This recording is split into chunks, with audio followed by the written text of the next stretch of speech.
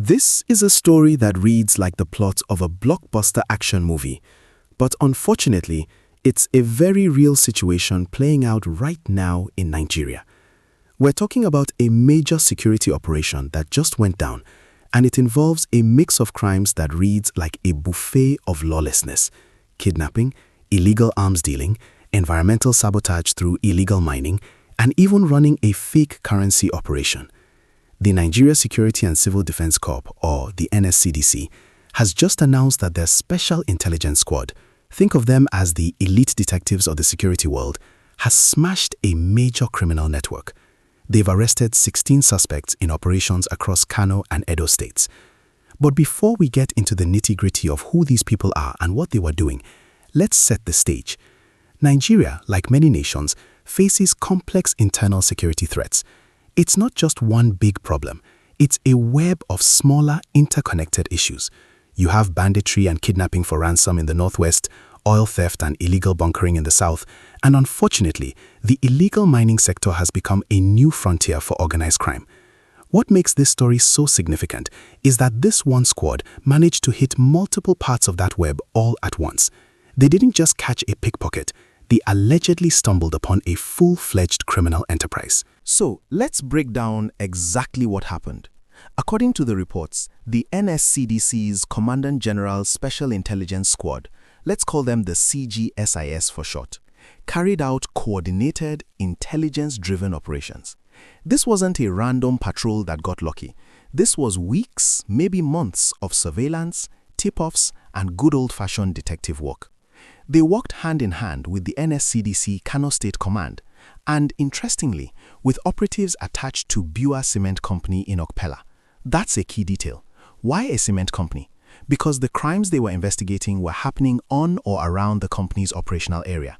This shows how private industry and security forces have to work together to protect critical national assets.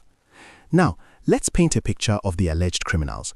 We're talking about 16 suspects, and from the sound of it, they were a diversified criminal conglomerate.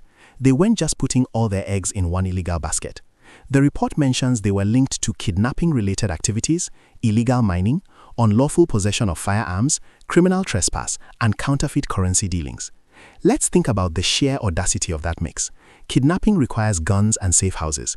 Illegal mining requires heavy equipment and a way to transport minerals. Counterfeiting requires technical skill and a market to pass the fake money. This wasn't a group of amateurs. This sounds like a well-organized syndicate. Now, stop and think for a second. How do these crimes connect? If you are running an illegal mine, you are essentially stealing resources that belong to the nation. To protect that lucrative operation from rival gangs or even locals who might report you, you need firepower.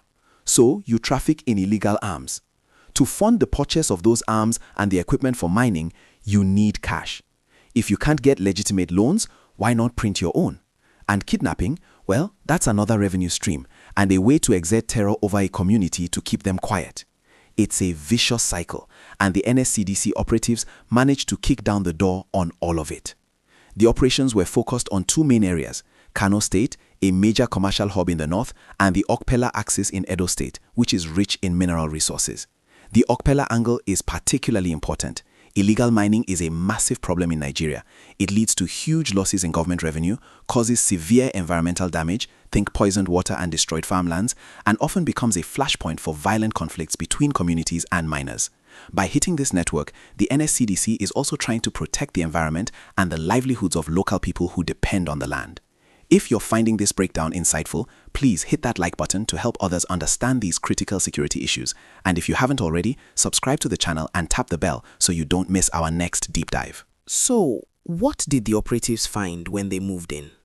The list of recovered items tells us a lot about the sophistication of this gang. They recovered locally fabricated rifles. Now, these aren't your grandpa's old hunting muskets. Local fabrication in Nigeria has become incredibly sophisticated. Criminal gangs now have access to craftsmen who can produce weapons that are functional and deadly. These are the tools of the trade for kidnapping and armed robbery. Alongside the rifles, they found suspected charms. This is a common element in many of these stories in the region. It speaks to the belief system and the psychological warfare these criminals engage in, believing they can be made invisible or immune to bullets. Then we have the mining tools. These could be anything from simple shovels and pans to more advanced machinery like excavators or dredging equipment, which are often stolen or brought in illegally to dig up resources like gold, limestone, or granite without authorization. Finally, and perhaps most intriguingly, they recovered materials believed to be connected with the production of counterfeit foreign currency. Not just local currency, but foreign currency. This suggests a larger operation, possibly trying to pass fake dollars or euros, which could have implications far beyond Nigeria's borders. It's a sophisticated financial crime tacked onto a violent criminal operation.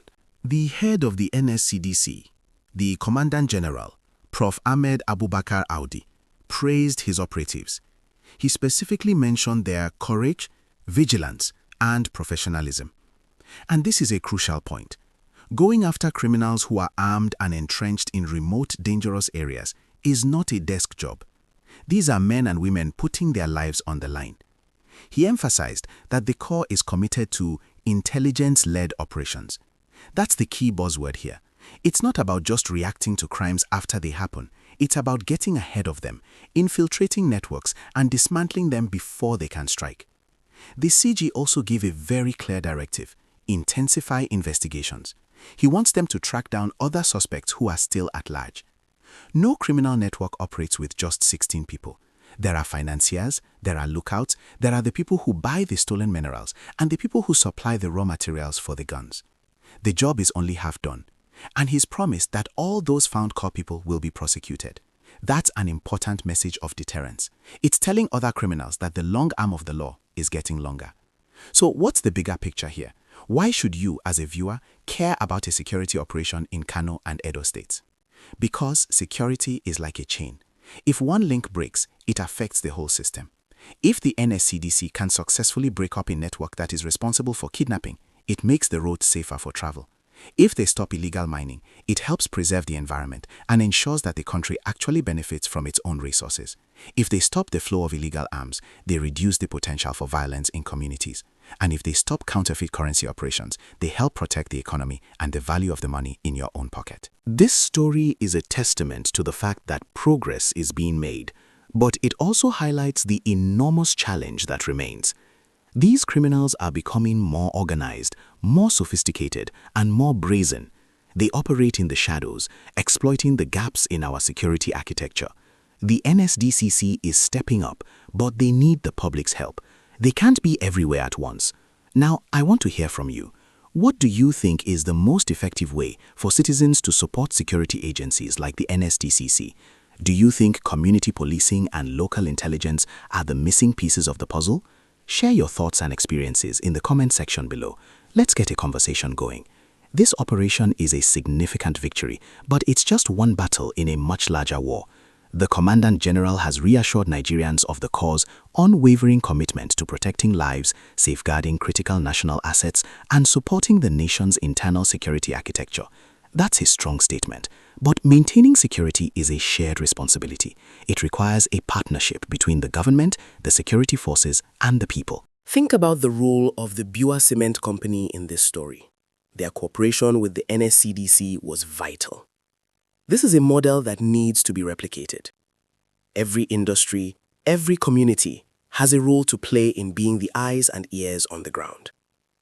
When you see something suspicious, unusual movement of goods, strangers asking too many questions about security, activities in restricted areas, it's your duty to report it. You might be the tip that leads to the next major breakthrough. We often hear about the failures, the crimes that happen, the kidnappings that succeed. It's easy to get discouraged. But stories like this remind us that there are dedicated professionals working tirelessly behind the scenes. They are the ones acting on those tips, conducting the surveillance, and making the dangerous arrests. They are the unsung heroes.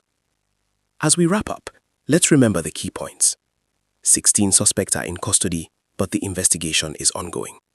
The recovered items tell a story of a multifaceted criminal enterprise. And the message from the NSCDC is clear.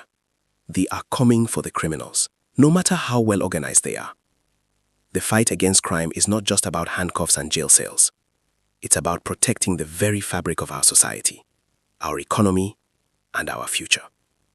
Before you go, If you believe in the importance of supporting the men and women who protect our nation, give this video a thumbs up.